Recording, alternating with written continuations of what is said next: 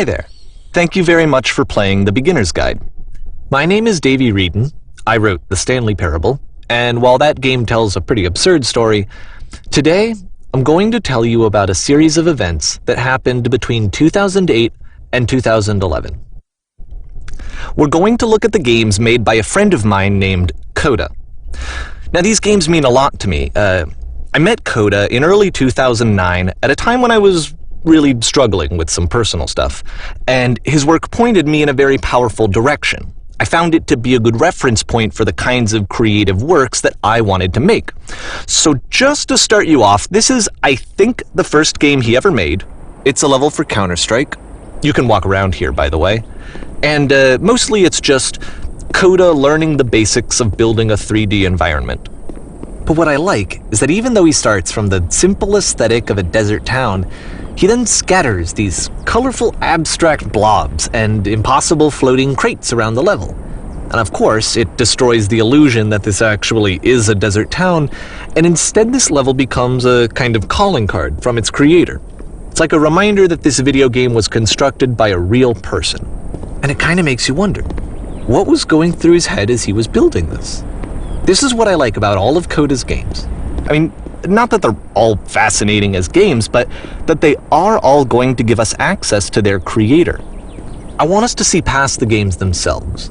I want to get to know who this human being really is. And that's exactly what we're going to do here. So, it's 2008, Coda starts making these games, and he never releases any of them. He doesn't put them onto the internet, he just makes them and then immediately abandons them, and they sit on his computer forever. And I think he really understood this image of himself as a recluse. At one point, he jokingly renamed his computer's recycling bin to Important Games Folder. So, you know, this was just how he worked. He tended to crank them out one after the other without even really pausing to try to understand what he had just made, until suddenly one day, he just stopped. In 2011, that was it. He made his last game, and then he hasn't made another one since.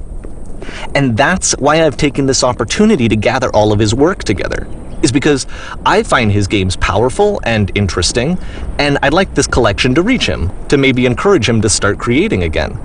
And if the people like you who play this also happen to find his work interesting, then I'm sure it'll just send that much stronger of a message of encouragement to Coda. So thanks for joining me on this. If you have a particular interpretation that I haven't mentioned here, or if you just need to get in touch, you can email me at daveyWreden@gmail.com. Okay, that's about it for introduction. Let's take a look at Coda's first proper game. As each game is loading, I'll show you the date that it was completed. This first one was made in November 2008.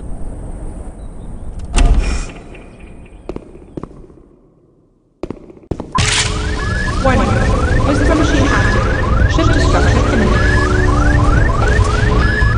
This game is called Escape from Whisper, and it's one of the more generic games you'll see from Coda.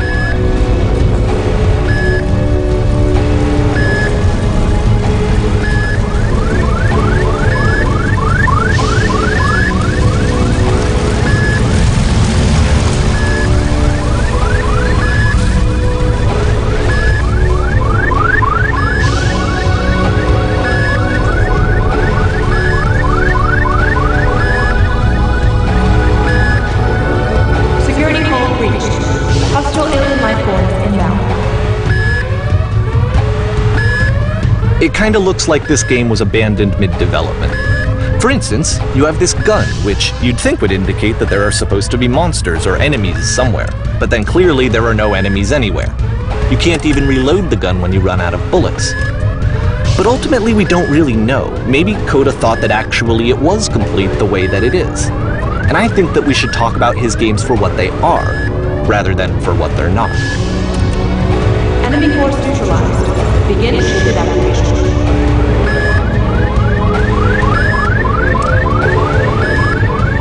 I love how you can see the bottom of the universe from this room.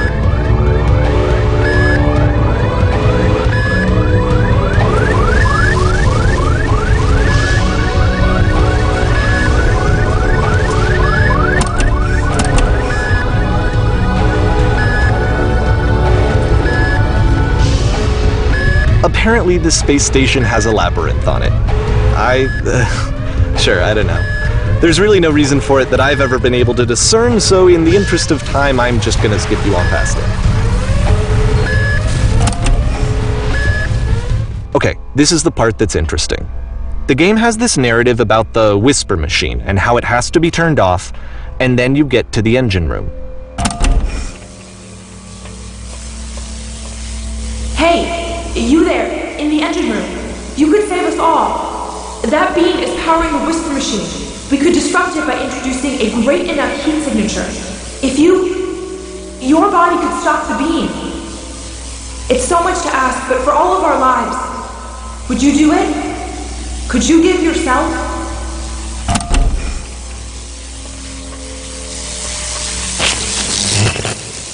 Let me pause here for a second. What you just experienced, stepping into the beam and then dying, is probably what Coda had initially intended when he was developing this level. But when he first compiles and plays it, something goes wrong. There's a bug somewhere. And this is what happens instead.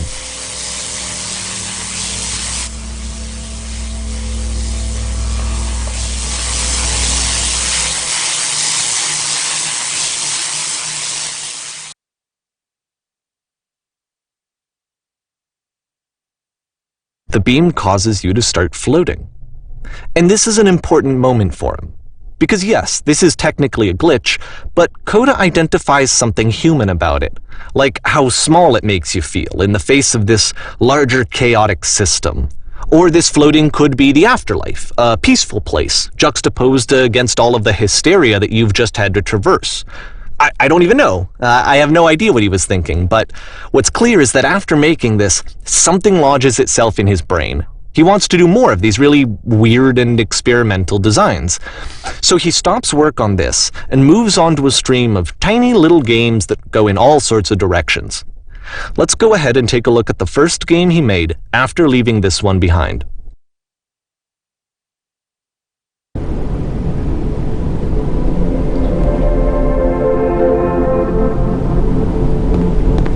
Yep, in this game you can only walk backwards.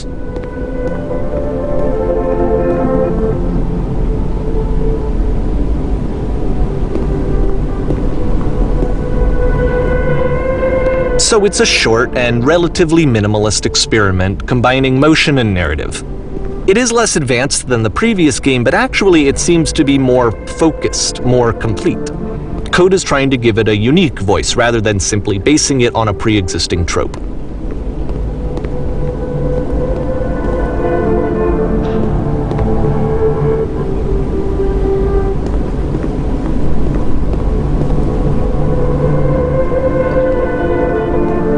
It's a short little thought, it says what it wants to say, and then it ends.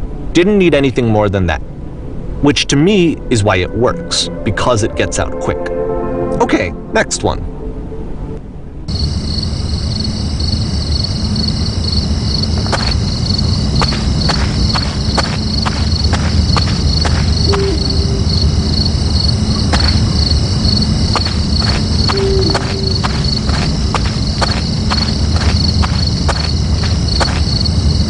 And that's it.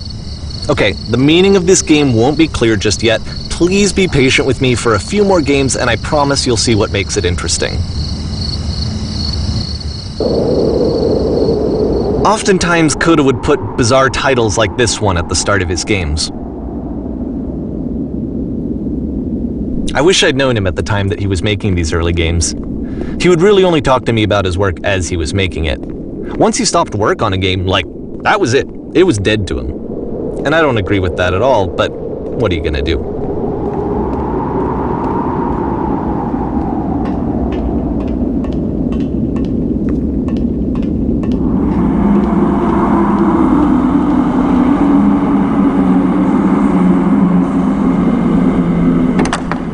Once you've been slowed to an absolute crawl, the door at the top of the stairs opens. So why, if Coda's not showing these games to anyone, why bother opening the door at all? Well, to show you, I'm modifying the game here so that when you press enter, it'll bring you back up to full speed so you can enter the door for yourself.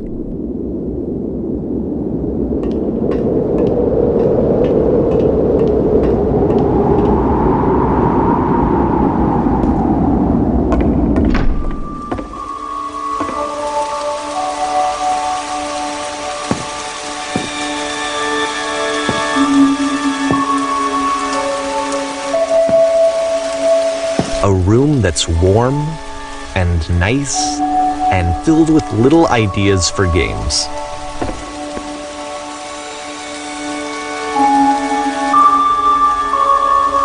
Coda would often tell me that he didn't mind if people thought of him as cold or distant. He said that he knew that he was actually a vibrant and compassionate person, but that it takes time to really see that. It can be a very slow climb to get there.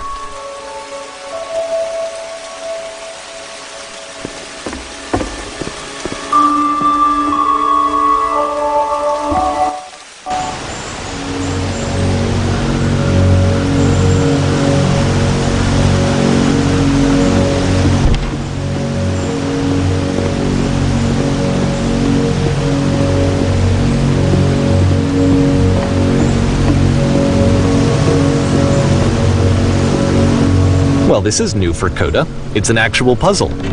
Go ahead and see if you can solve it.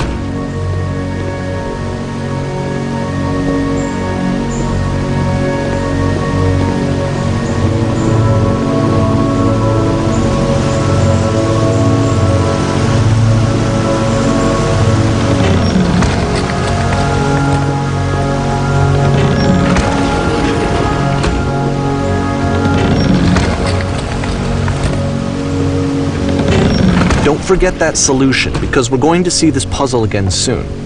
We're going to see it a lot.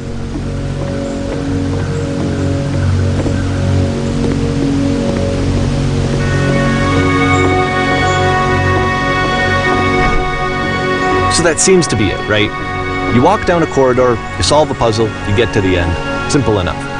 All right, now I'm going to modify the game again so that when you press enter, it'll remove all of the walls from this room.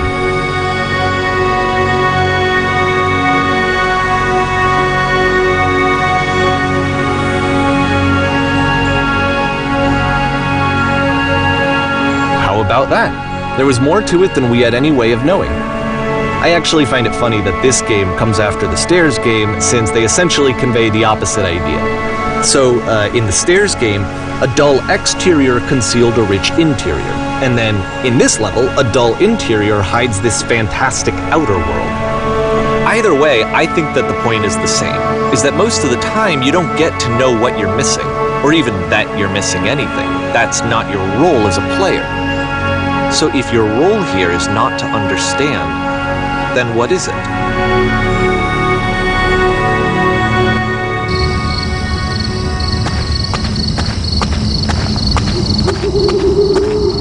Aha! So this, combined with the entering game from earlier, tells us that Coda believes his games are connected somehow. It could even be that the Stairs game and the puzzle game are literally connected in between this and the entering game. There's a bigger picture that all of his games are meant to play a role in, some larger meaning that we won't be able to grasp until we've seen all of them. And once we have, we can step back and start to understand what exactly that bigger picture is.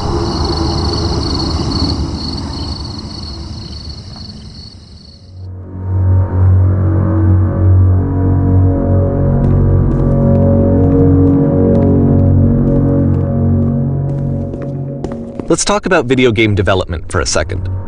Every video game runs on what's called an engine, which determines what the game can and cannot do. So in other words, the engine is a set of tools for game development. To make all of these games, Coda is using an engine called Source. Like all engines, Source has certain things that it does well, and it has certain things that it does poorly. One of the things that it does very well is boxy linear corridors. That's why so many of Coda's games are set in these large, flat, empty rooms, is just because he's working with what the engine does well. The tools available to the creator shape what kinds of creative work they're going to end up making. You might consider paying attention to the architecture in Coda's games, to notice how they seem to stem from an engine that's very good at producing linear, boxy corridors.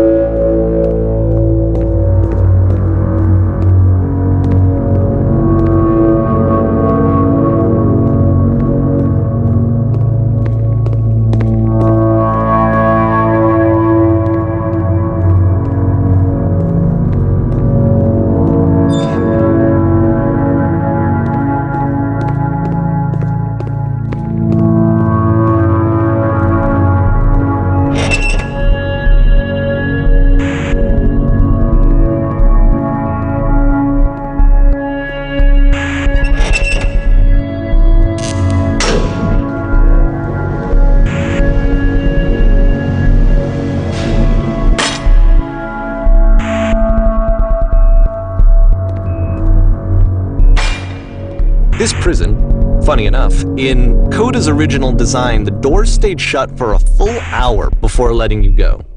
If you don't mind, I think we're gonna skip that. This is something that he and I used to argue about a lot. You know, whether a game ought to actually be playable, whether it means anything if no one can get through it. And I would always defend that, you know, all this work goes into the game, why not make it playable and accessible? And so we just got into heated arguments over it, and there was one time that after one of these conversations, he went home, and a day or two later, he sent me a zip file entitled Playable Games that was full of hundreds of individual games, each of which was just an empty box that you walked around in and nothing else. Believe me, I played every single one of those just to find out if there was like a gag hidden somewhere. There wasn't.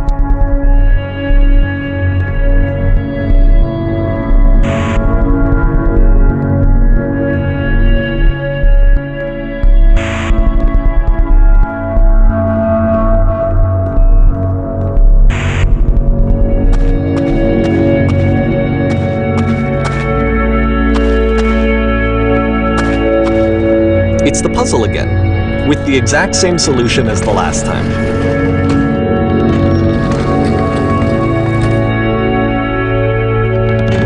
There's still no clear indication of what makes this puzzle so special that Coda is going to return to it over and over. But I promise I'll share with you my interpretation very shortly.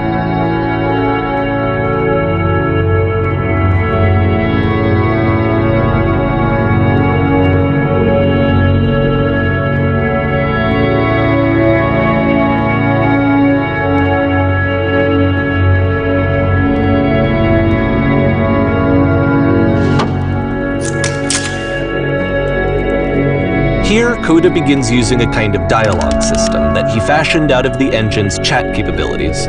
Use the 1, 2, 3 buttons on your keyboard to respond.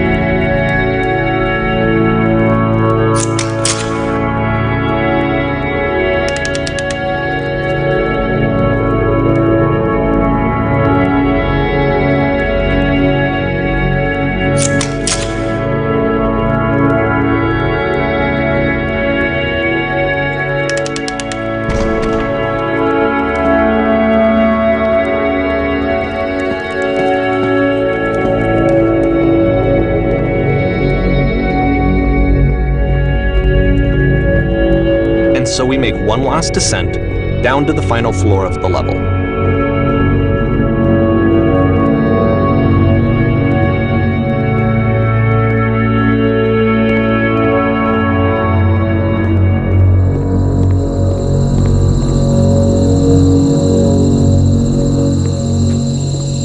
It's a lamppost. Okay, I can't tell you quite why, but for some reason Coda fixates on this lamppost. It's going to appear at the end of every single one of his games from here on out.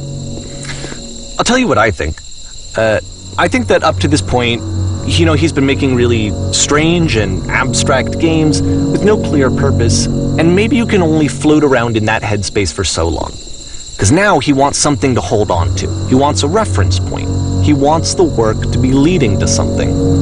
He wants a destination, which is what this lamppost is. It's a destination. We're going to see it in the work as well. His games are just going to become a lot more cohesive, a lot more fully developed, with more of a clear idea behind them. And as we go, that idea will get clearer and clearer and clearer.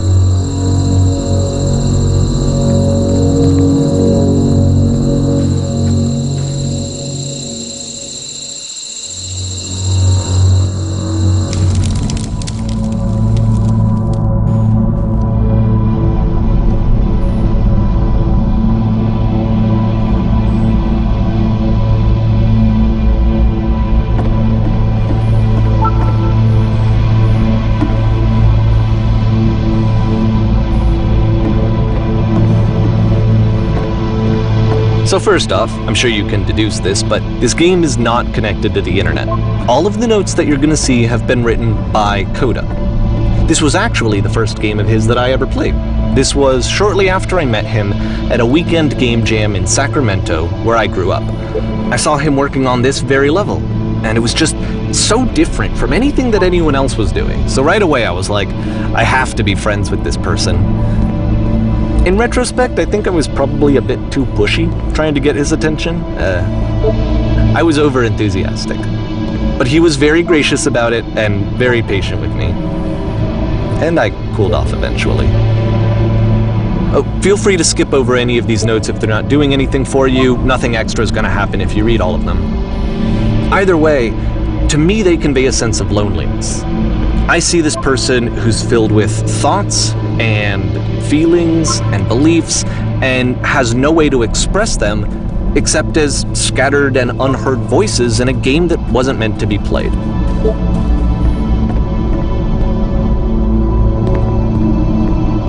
But it's ironic, isn't it, that in playing this game and seeing how alone Coda often felt, that we get to know him better and actually kind of connect with him. And I have to be honest with you, this idea is really seductive to me, that I could just play someone's game and see the voices in their head and get to know them better and have to do less of the messy in-person socializing. I could just get to know you through your work. I think this is why I always liked Coda's games so much, is because it felt like they let me have that connection. I felt as though he was inviting me personally into his world. And then I feel less lonely too.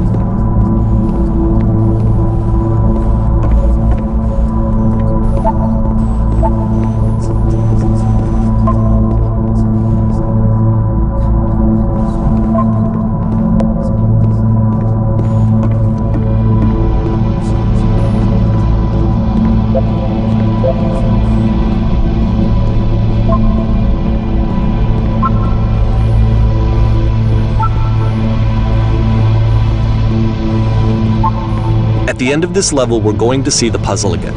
And here, I'll tell you what I think the puzzle means. Each of these games represents an idea that was on Coda's mind at the time that he was making it. And the puzzle is a way of closing the door on a previous chapter of his life before moving on to the next one. In each of his games, after exploring a theme that, he might find difficult, Coda can then place this puzzle that he knows has a reliable solution. He understands exactly how it works, and so it gives him a simple mechanism for moving on. And because there's this dark area between the doors, a space between spaces, before you move on, you get to pause. Just for a moment, a few seconds to reflect on and let go of the events that led you here. To step back and connect the pieces together, to grasp at that elusive bigger picture.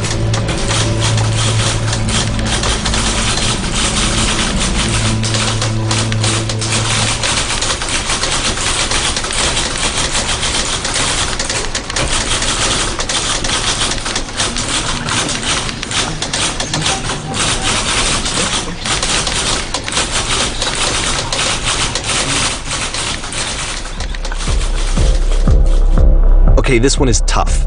It's gonna kinda just spin its own wheels for a few minutes. Hang with it.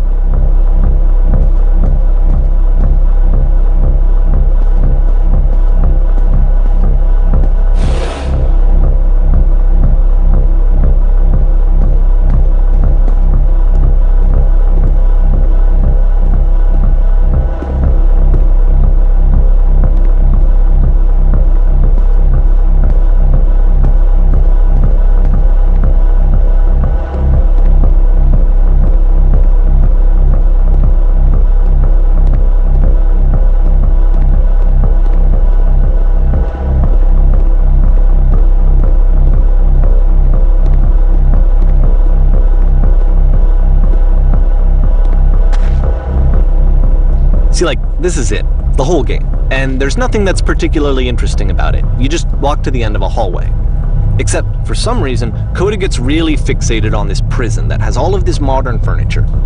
And I don't know why, but he decides he needs to revisit this prison. He's gonna start over, use the same assets, turn it into something else. Okay, cool, here's version 2.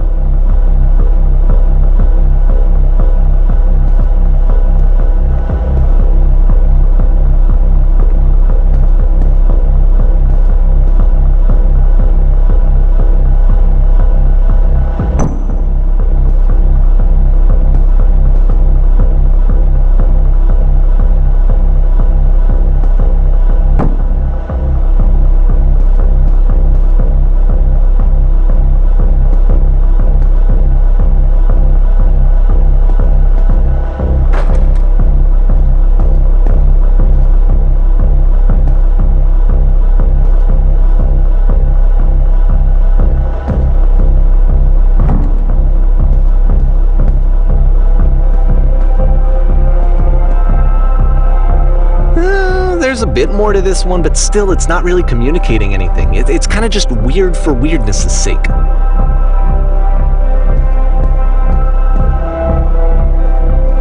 So okay, he throws it out and starts over. This time he comes at the prison idea from a different direction.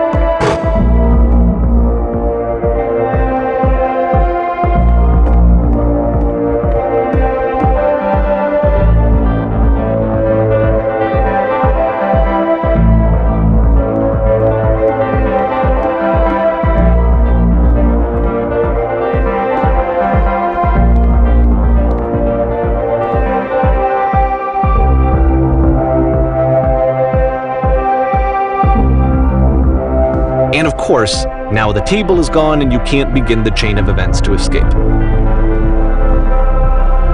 Here's a version where there are no bars, but you can't actually get to the well. And then a version where the inside of the prison is the outside and the outside is the inside.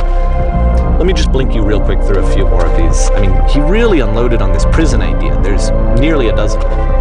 Personally, I think it's awful to watch this, to see a person basically unraveling through their work. And for what? Like, at what point do you just go, maybe there are game ideas other than this prison that I could be working on? But Coda doesn't have that voice telling you to stop, that particular mechanism of defense against yourself. Without it, you just spiral. And so he keeps going and going and going and going and going, and then he hits on something.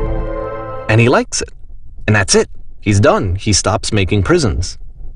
This is the very last version of the prison game that he created, and the reason I think it works is that the prison is not actually in it.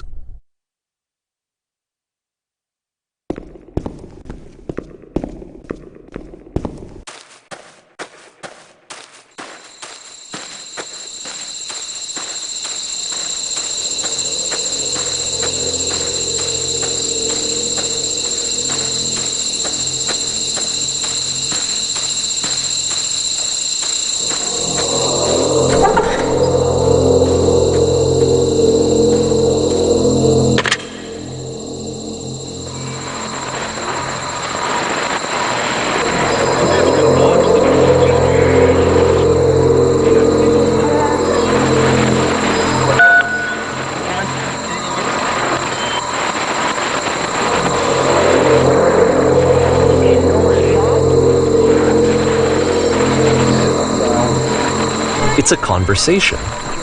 And so this is what Coda wants, is to be able to talk to someone, to share what's on his mind, and to get some good advice from someone who knows. But the irony is that even in this scenario, you're still talking to yourself.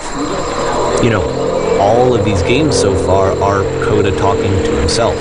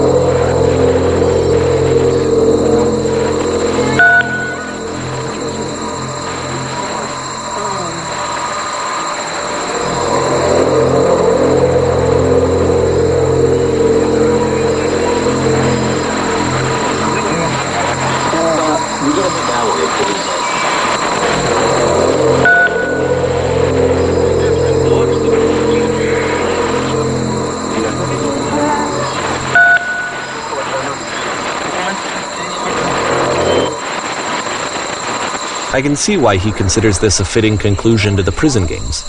After all of the obsession and frustration, just to be told by someone you can trust that things are going to be okay. Wouldn't that be nice? So what would it look like if Coda wanted to make a game about talking to someone other than himself?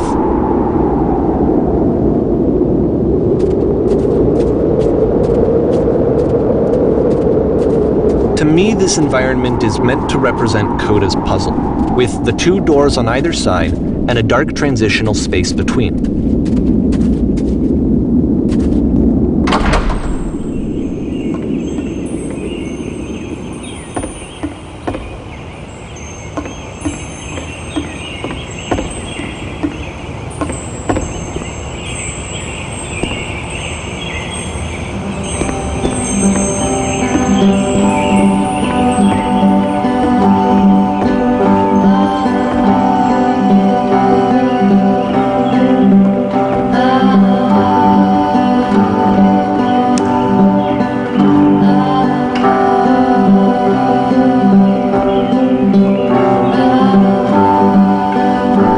That the quality of the art is a step up from previous games, including this new and improved chat system, which he started using from this point on. From here on out, he begins putting much more effort into the visual polish of his work, and this particular game took 2 months to create as a result.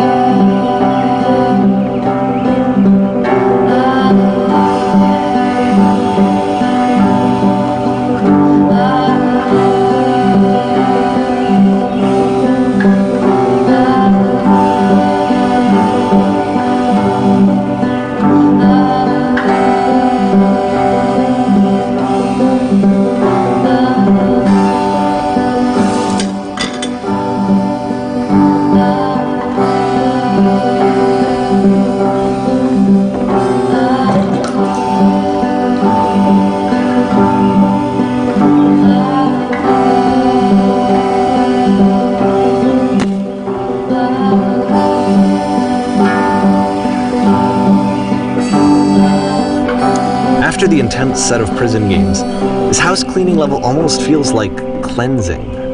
It's the moment after a particularly difficult or traumatic experience where you just need to let it sit and digest inside of you, and eventually cohere into something meaningful.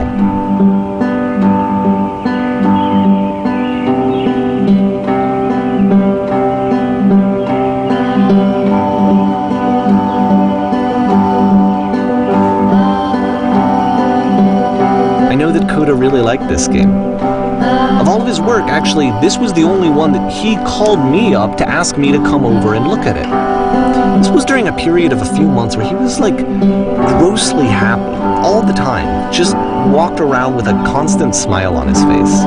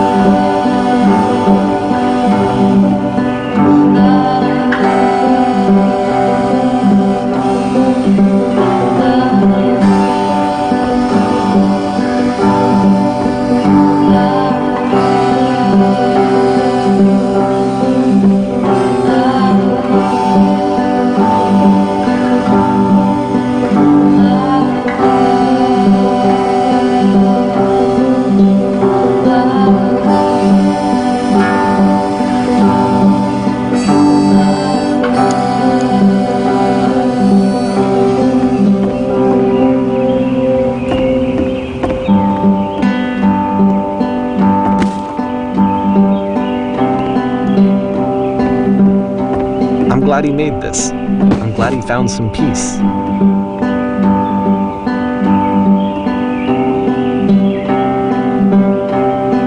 But, of course, it can't last. The music stops, your companion is gone, it's time to leave. The door at the top of the hill is now open as well. Again, you can't stay in the dark space for too long. You just can't. You have to keep moving. It's how you stay alive.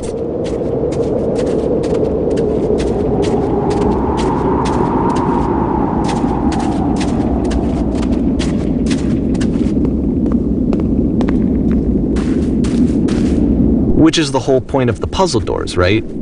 That sooner or later you have to pick up and move. I really thought that was the point of it.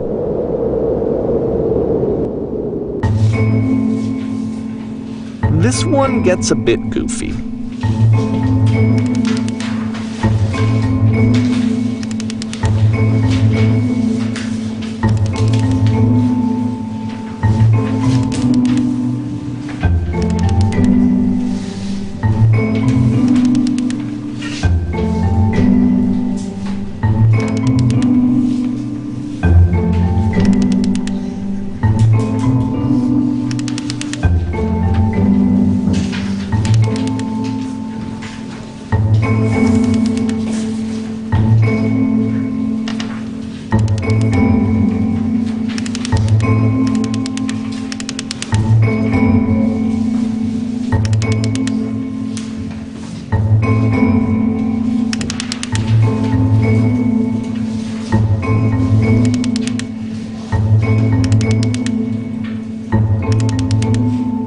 About halfway through the game, the perspective shifts.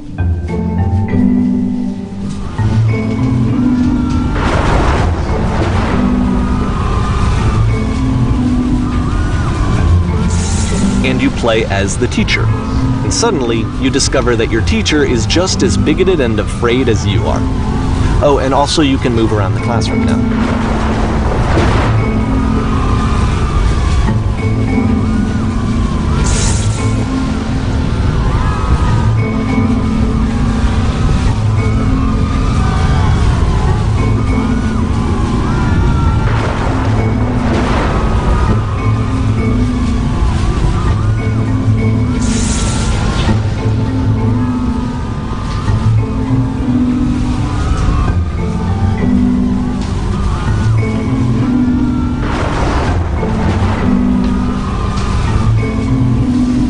I fell pretty hard for this one. I feel like it's one of the most relatable experiences that you can have. To assume that some other person is perfect, and totally fulfilled in every way, and completely miss all of the little flaws that make them painfully human. I think about this game a lot these days.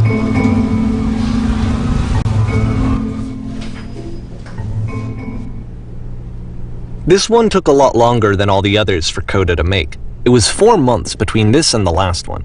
That's twice as long as it took him to make any other game before this, and it's not like it's particularly complex, so I remember I found that a little strange at the time.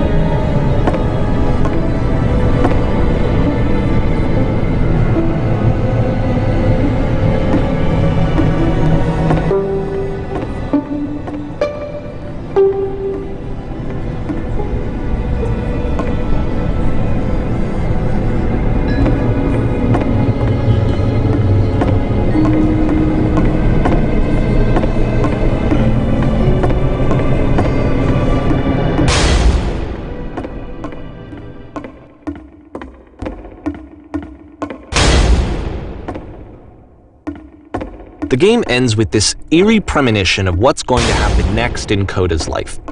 The solution to social anxiety, to fears of having to perform and having to chase success, the answer for Coda is to withdraw, to hide himself away.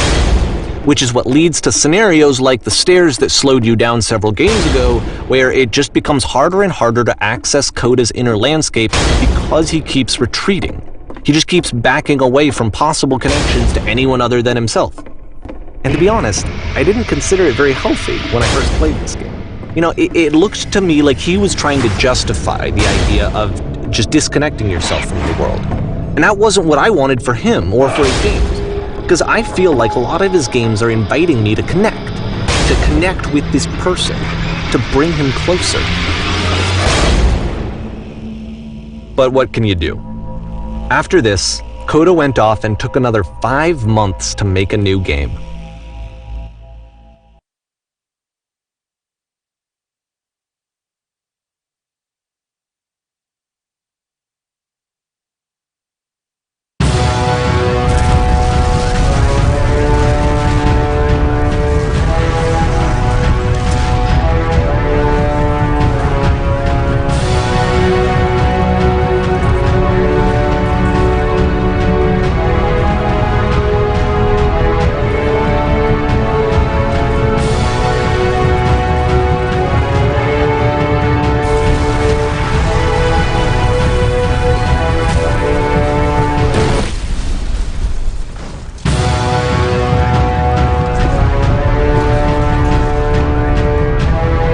should probably open your eyes if you haven't already. It's pretty much impossible to solve otherwise.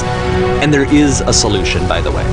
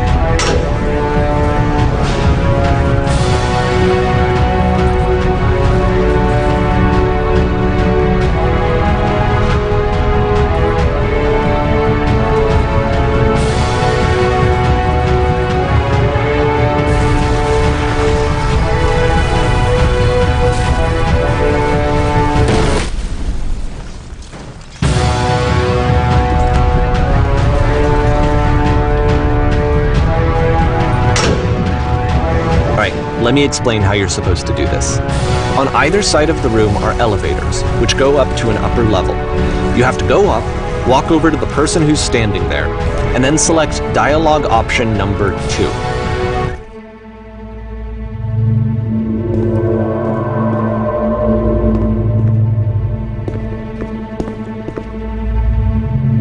Like I said, I was getting concerned.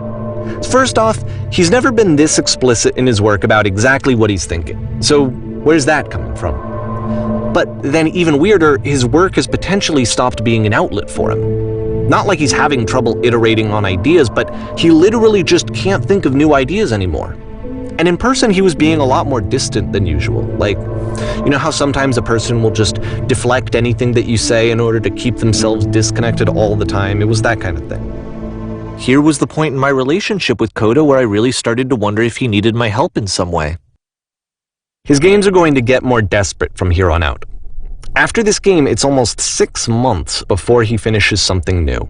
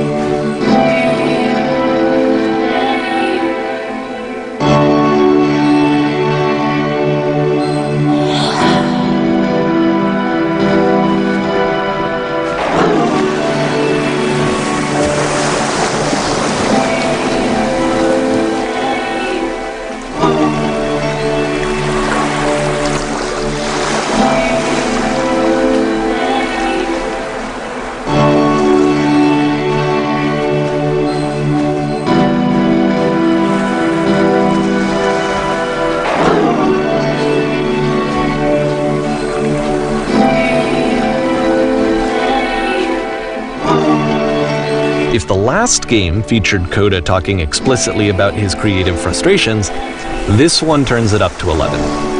Now, put yourself in my shoes playing this. Here's a friend whose work is exhibiting signs of struggle, frustration, anxiety, depression, even. And yet, still, he keeps making games. He keeps throwing himself into the grinder even when he clearly doesn't have the energy for it anymore. Why? What is it for? Because from my perspective at the time and just what I knew of him, this was a result of how isolated he was. He was in his own little bubble, just sitting at his computer all day, not really showing these games to anyone, not releasing them onto the internet, and so he didn't have anyone outside of himself to connect with. He had no outlet to ground himself on.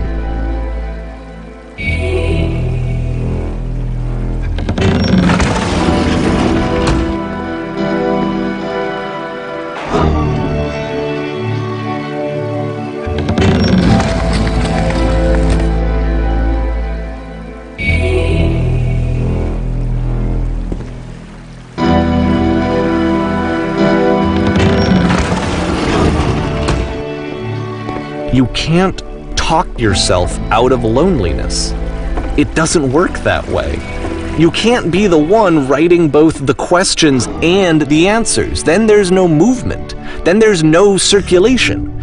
If all of your anxieties are being channeled into your work, then if the work ever fails, you have no backup and you're just going to crash.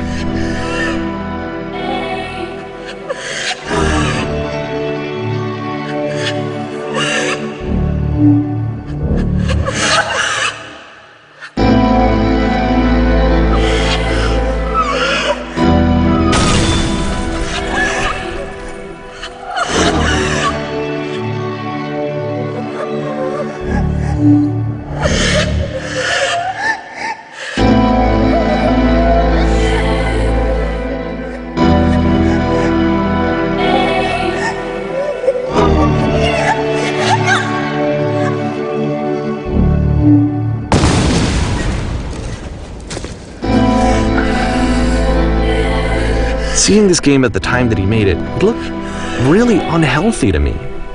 I was watching him do this to himself, and I hated it. I hated seeing him so trapped. It's like, video games are not worth this amount of suffering. This is someone I really cared about, and I used to get so much joy out of seeing him create.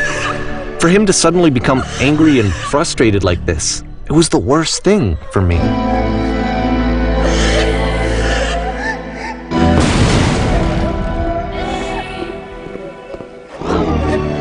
I don't know. This is what I felt at the time. I don't know how else to explain it. I wanted it to stop more than anything. I had never felt so rotten. I needed more than I had ever needed anything for this to stop.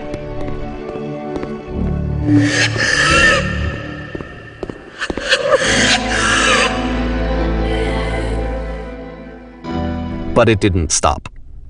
After finishing this one, Coda takes another 7 months and comes up with a new game.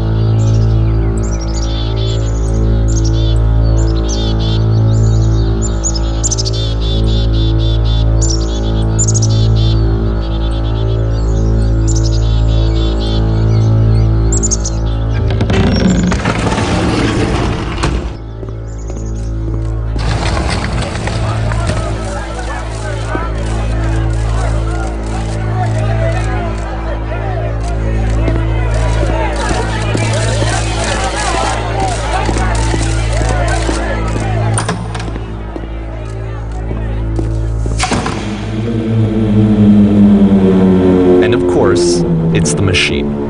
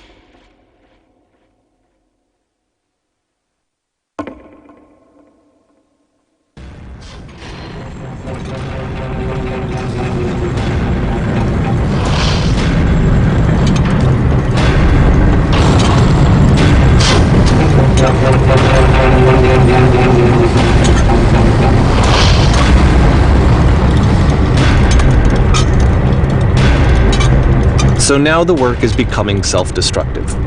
And I'll tell you, at the time that I first played this game, shortly after he made it, here's what I'm thinking to myself. I'm thinking that Code is stuck in his own head, and that it's having a very negative effect on him, and that all he needs to do is just start showing his work to people, to get some actual feedback on his games. It might get him out of isolation. And so, as I'm thinking this, I realize that I could be the one to initiate it. Because it would never occur to Coda to start actively soliciting feedback, so what if I did it for him? If he could see the difference it would make to have more actual conversations with other human beings, would that bring him out of his mental spiral? Would it give him confidence in himself? Would it bring meaning back into his work?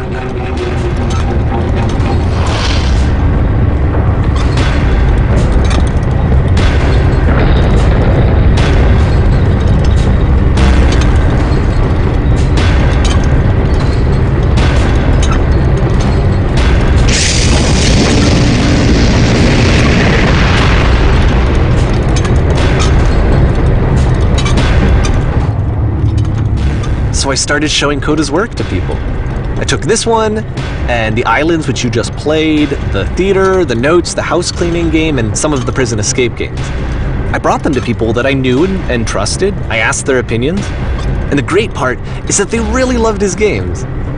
You know, the point of it all was just to give him some external reference point, but they genuinely loved his work. There was nothing for him to be afraid of.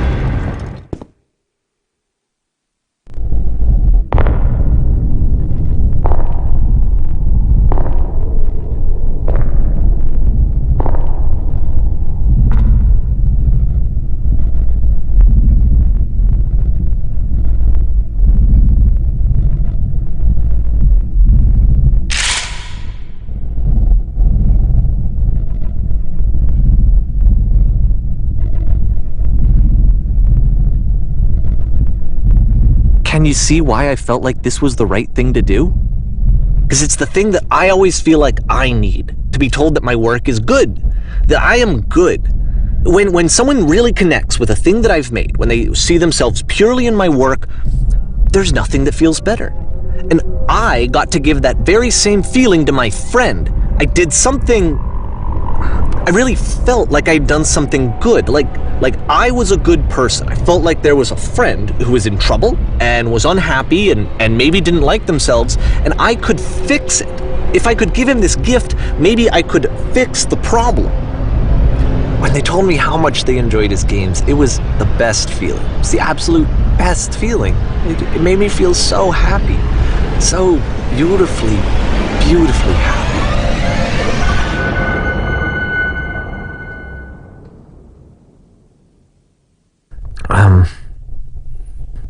So anyway, Coda finishes this game, and then really he just kind of takes off for a while. So this is June of 2011, and I didn't hear anything from him for several weeks, I guess. And so out of nowhere, one day I get an email, and it's got a private link to a new game of Coda's. This one is called The Tower, and to my knowledge, it's the last game that Coda ever made. So let's take a look.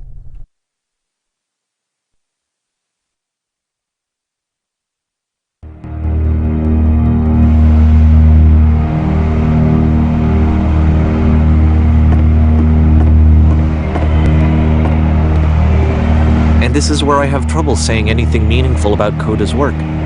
Because more than anything else, the tower just feels distant. It feels like it's trying to distance itself from the world. It's a very cold game.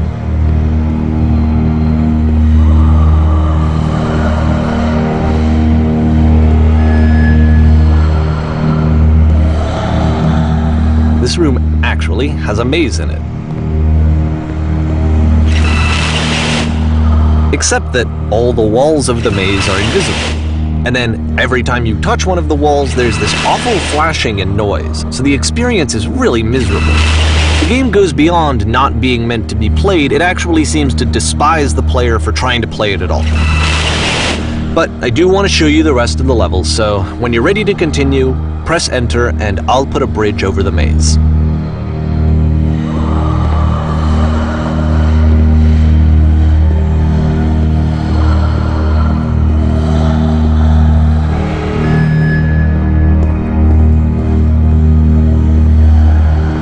And to be fair, it's not like this is the first game that's needed some modification to be playable.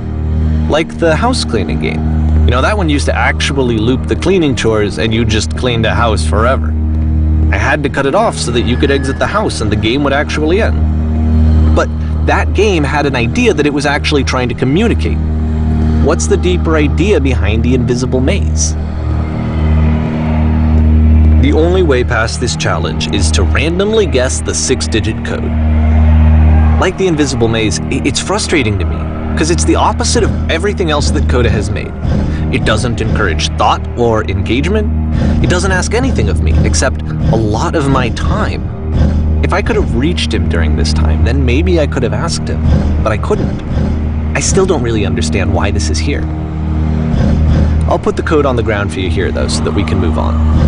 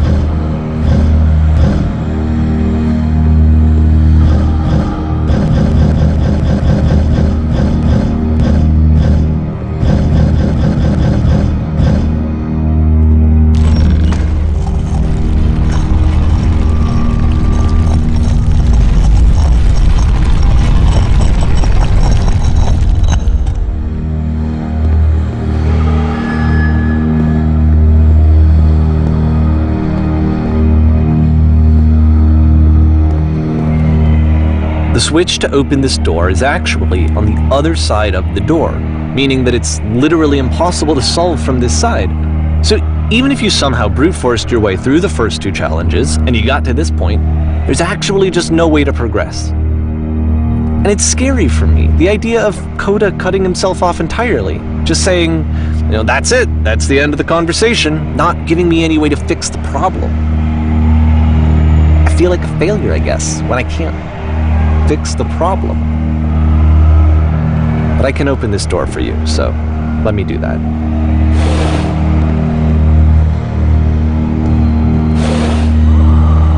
Was I a failure for not understanding this game? I don't know why I would be. It's not like everything needs to have a solution, but I feel it somehow. I feel like I failed, and I don't understand why. I remember, it's June of 2011, I'm playing this for the very first time, and as I'm playing, I'm thinking to myself, I don't know this person. I have no idea who this person is. It wasn't the guy I knew, it wasn't my friend. I had come to so many conclusions from looking at all of his work up to this point, and then suddenly none of them... I had been trying to, though, that was the thing. For years I was trying to get to know him, to understand who he actually was and what he stood for. I asked him so many times to please just tell me what his games mean to him. I asked him please to tell me what the 3 dots mean. And he wouldn't.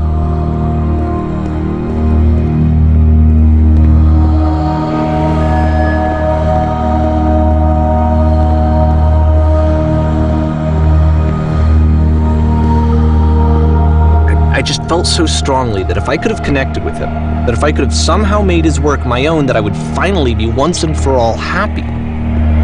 It was that I needed to see myself in someone else. I needed to be someone other than me. But he stopped and left, and it felt somehow like I had failed.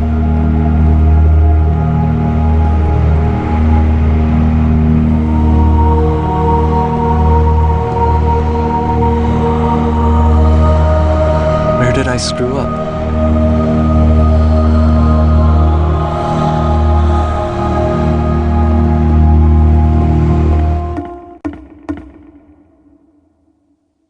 I'm the reason that you stopped making games, aren't I? It's because of what I did. I poisoned it for you.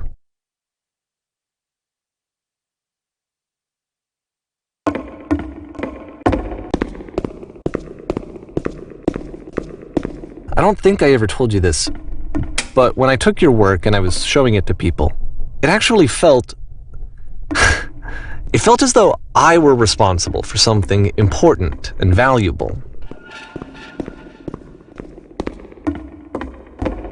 And the people who played them, they treated me like I was important.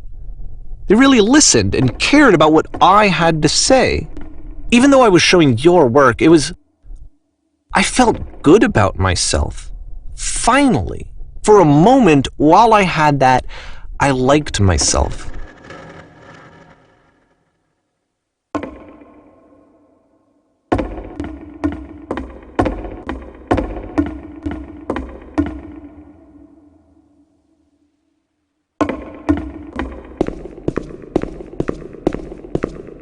And then you stopped, and I didn't have anything left to show people. I just had to be with myself. And as soon as that happened, there was no feeling at all.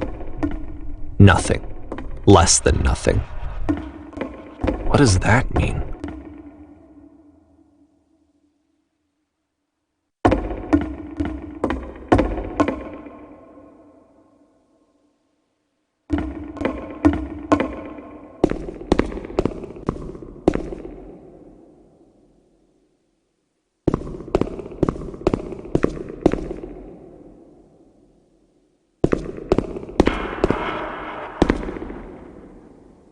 I'm afraid that I did something really stupid because I don't like myself.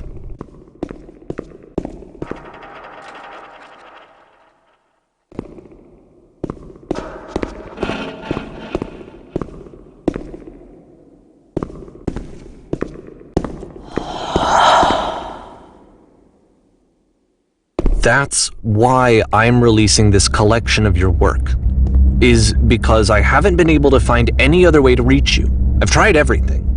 And so a part of me has hope that if I put this compilation out into the world, and if I put my name on it, that maybe enough people will play it so that it'll find its way to you, so that I can tell you that I'm sorry. I know I screwed up. If I apologize to you truly and deeply, will you start making games again? Please. I need to feel okay with myself again, and I always felt okay as long as I had your work to see myself in. I mean, is something wrong with me?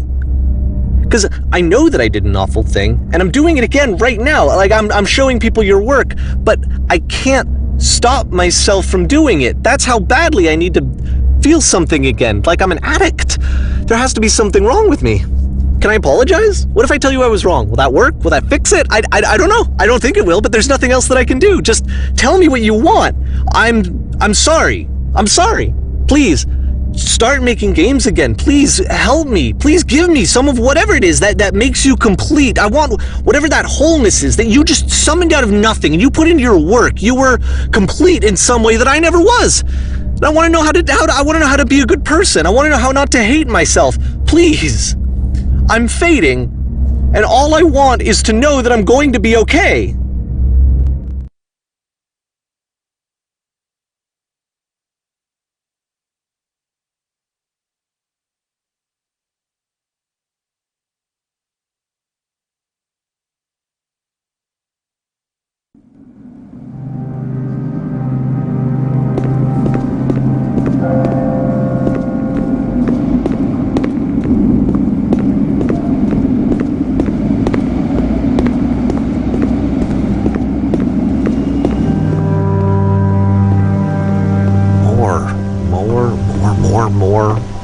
More love, more praise, more people telling me that I'm good.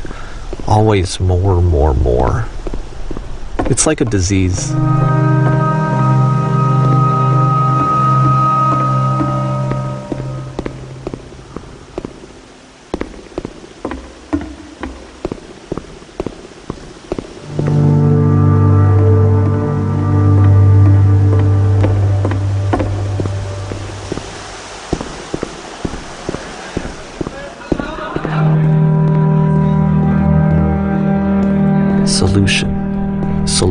Solution.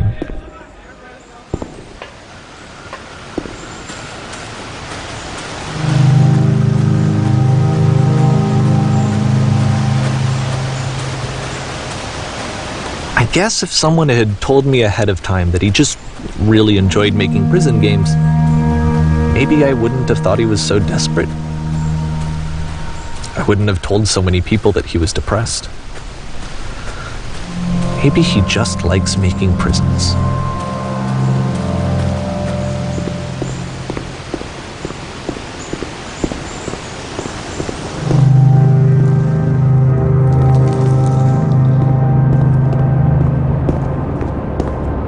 Even now, the disease is telling me to stop. Don't show people what a shitty person you are. They'll hate you.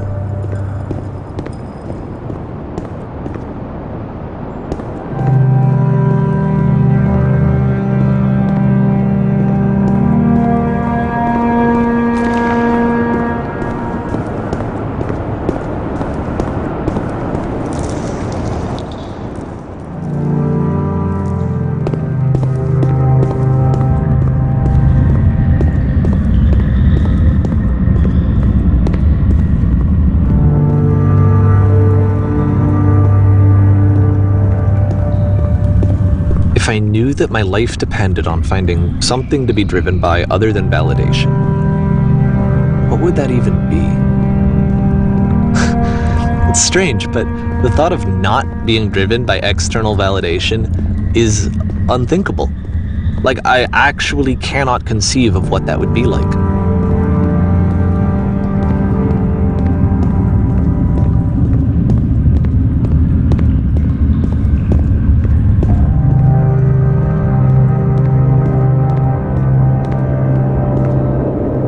What now?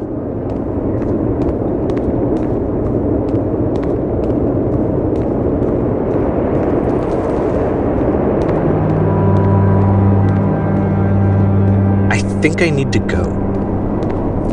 And I'm sorry, because I know that I said that I would be here and I would walk you through this, but I'm starting to feel like I have a lot of work to do. I have a lot that I need to make up for.